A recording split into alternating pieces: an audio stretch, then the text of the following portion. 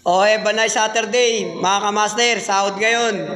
Eh, yung mga homeboys ko, so mamaya pa ako magpapasahod. Ang ginawa ko ngayong umaga, ewan ko lang mga kamaster kung ginagawa nyo rin to sa ibang mga project nyo. Dito kasi sa akin, yung mga tira-tira kong mga pintura ng mga ginamit ng tao ko, pinagsama-sama ko na. So ayan, nakabuo ako ng isang balde, halo-halo na yan. So gagamitin ko yan, pang first coat lang. Pang first coat. Ayun yung mga birador ko. Shoutout, sahod yan ngayon mga yan. Payday yan, payday. Ayun pa iba oh.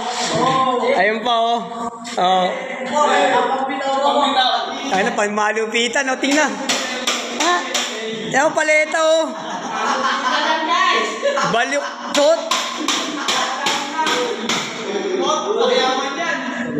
Pampakyawan yan ah.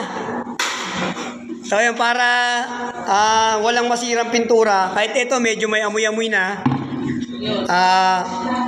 hinalo ko pa rin doon. Sasalain ko naman yan para magamit pa, para hindi masayang yung mga pintura ni boss.